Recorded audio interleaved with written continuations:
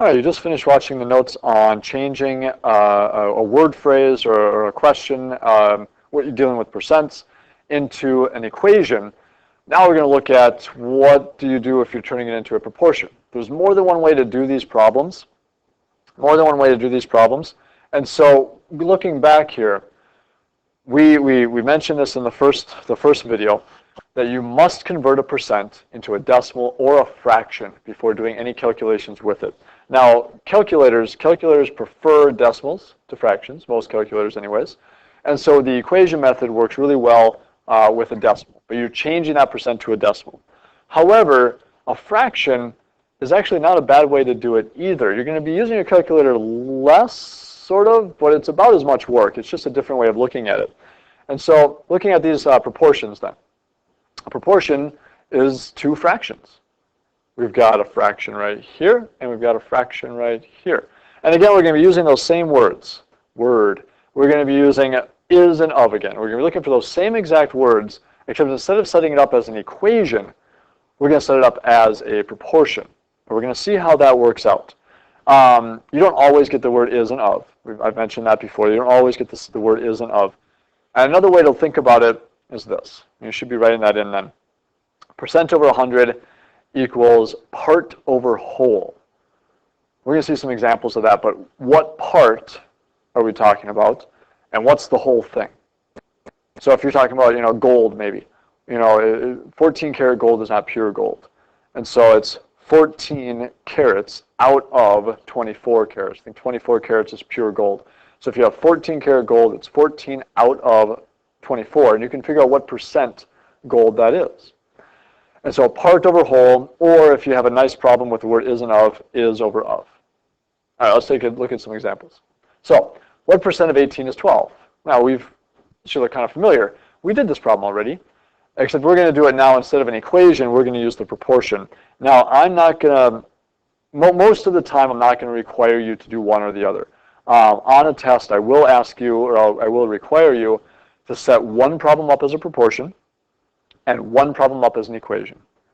I need to know that you can do it both ways, but you can favor one over the other. You can like one better if you want, and every other question on the test, then it'll be your choice. But you need to be able to do it both ways. So what percent of 18 is 12? So if I look at my equation here, I've got percent over 100 equals is over of. So what percent? We don't know. And percents are out of 100. Is over of, so I've got is 12 of 18, so is over of. Proportions, we can solve proportions. We can cross multiply and divide. So I cross multiply, I get 1200 equals 18p. And if I do 1200 divided by 18, I get 66.7, because I'm rounding to the nearest tenth of a percent. And I'm done. That's it. 66.7%. If you remember when we did the equation method, we had to change it into a percent. We got a decimal and we had to change it into a percent. The nice thing about the proportion method here is that once you set it up as a fraction, you've already done that work. You've changed the percent into a fraction already. So rather than having to do this part, changing it into a decimal, or from a decimal to a percent, I guess, it's already done for you. It's already set up with that percent as a fraction, so you don't need to do any other work. Once you get your answer, that's your answer. So we got another one here. What percent of 14 is 56? We don't know what the percent is.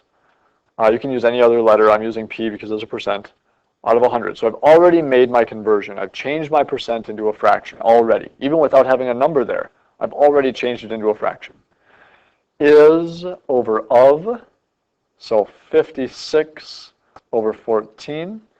If I cross multiply 5600 and divide 14, there we go. If I cross multiply and I divide both sides by 14, I'm going to get 400.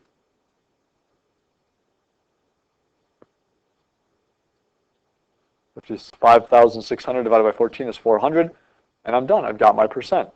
I don't need to worry about moving decimal points around because I've already done the fraction. I've already put my percent as a fraction. So now once it's there, it's good.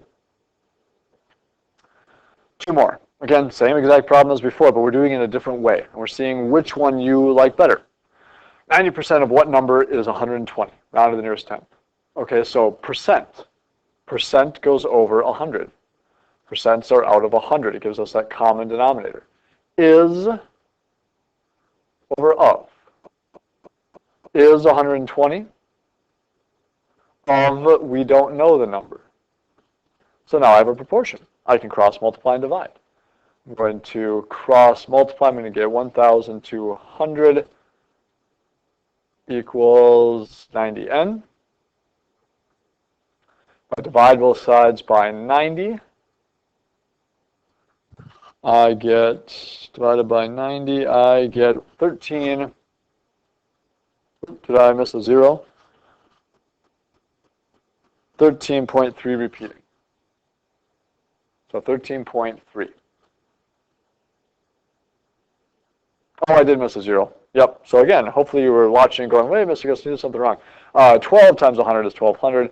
120 times 100 is 12,000, which means that my answer should be 133.3. And that's, again, not a percent. That's a number. So once you have the proportion set up, cross, multiply, and divide, and you get your answer. Now, a student answered 32 questions correctly and 8 incorrectly. I made my mistake before. I'm not going to make the same mistake again. What percent of the questions were answered correctly? Okay, what percent? We don't know. So percents are over 100. Now, is over of, there's not really an is and an of word here. You could think about the were, but let's think about part and whole. So, what part of the test did they answer correctly? They answered 32 parts correctly. What's the whole thing? The whole thing was 40 points. So if I go back here, the is over of works great if you have is and of.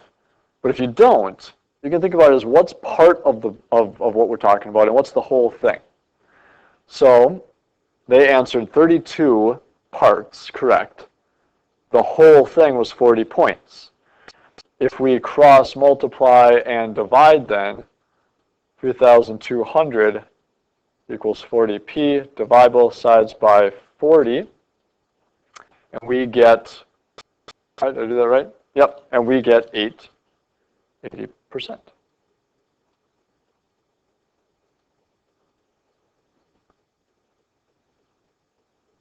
that's the answer. Okay, so now that we've got that set, we're good, and you can do the problems that are on your sheet. I printed off, or I set up the page, so it's in your notes there, so you can kind of look at the page and do your problems right on your notes here. All right?